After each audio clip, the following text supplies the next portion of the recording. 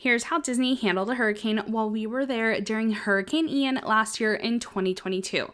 Story time, so stick with me. We arrived on September 24th and we were supposed to leave on September 29th. We had a great few park days until the night of Mickey's Not So Scary Halloween Party, which was on Tuesday, September 27th. The parade and castle show we went to watch ended up getting canceled or modified due to safety, which is totally understandable. Many guests, though, were upset and ended up going to guest relations to request a refund for their party ticket. We had brought ponchos and a stroller rain cover, I'll link those below, so we just danced the night away at the dance parties, stocked up on candy, and still got to watch the fireworks with a perfect viewing location as most people had actually left. A family on the bus back to the resort shared that they had rented a car and planned to drive back home that night in an effort to miss the storm. By the time we got back that night, Disney had secured any loose items. So on the day of September 28th, the day before the storm, pretty much everywhere except hotel resorts were shut down. That morning, we were alerted that our flight was canceled, and before we could even get to the front desk to extend our stay just one day, our flight had been canceled and rebooked 2 more times, going from our original departure date of September 29th to now October 1st. Disney Resorts had obviously no problem extending us. We didn't receive any sort of a discount, but we also didn't ask for one. There were other guests that were also there extending, but many were actually leaving early trying to get out before the storm. So during this time, a resort manager was going room to room to check on us, asking if we needed anything, gave us a flashlight in case of power outages, and then on that day, they had the food court stocked with to-go bags already pre-made with a sandwich, fruit, chips, and water, and then you could also buy full cases of water or a full box of pizza as usual. The line for pizza though was long and wrapped around and then all the way out to the cash registers. We got 2 pizzas because we weren't sure what the next day would even look like. Having the scarcity of food though was never an issue. They also offered free coffee and hot chocolate. They moved the outdoor activities inside, like games you would normally see over at the pool and movies on the big screen. They also invite characters to join in on the modified fun.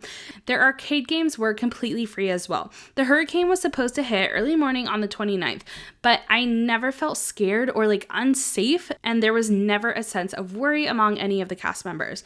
I know that Disney doesn't do things cheap. These resorts are pretty solid, and the chances of anything catastrophic happening to a Disney resort, knock on wood, would be minimal. There were also locals from the state coming in to stay there, so if they were retreating here as well, that gave me some peace of mind. So we spent 2 days taking resort rest days, not that we had much of a choice to do anything else. We had no problem extending our accommodations, and our flight was eventually rebooked after calling. The storm hit while we were still sleeping. There wasn't much movement around the property during that time, and then they eventually reopened the main building later that day. You can see there was minimal damage, mostly just down branches with a good amount of flooding around the area.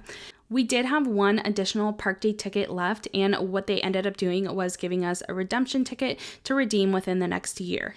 Disney ended up opening the parks on Thursday, September 30th with a tiny bit of a delayed start. Magic Kingdom was the most packed. The line for the bus was crazy long, an hour before the parks opened, but as usual, they had plenty of buses running. During Hurricane Nichol, also last year, Animal Kingdom seemed to be the busiest the day after a hurricane. The day after was a beautiful day, almost like nothing had ever happened, but there was plenty of damage done outside the resort. We were very thankful and lucky. What made this experience was the cast members, the ones that volunteered to work a shift during a dangerous storm to take care of stranded guests, the ones who showed up to cook food for the food court, the ones at the front desk, entertainment, housekeeping, the list goes on. It was because of those cast members that we felt safe and taken care of. So if you find yourself stuck at Walt Disney World during a hurricane, you will be safe. If you have any concerns, always just go speak with a cast member.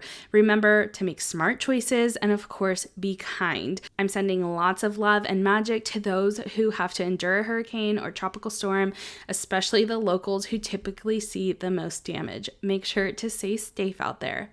If you have any questions about the hurricanes or what it was like being at Disney during a hurricane, leave them in the comments below, and I'll see you in the next video. Bye, besties.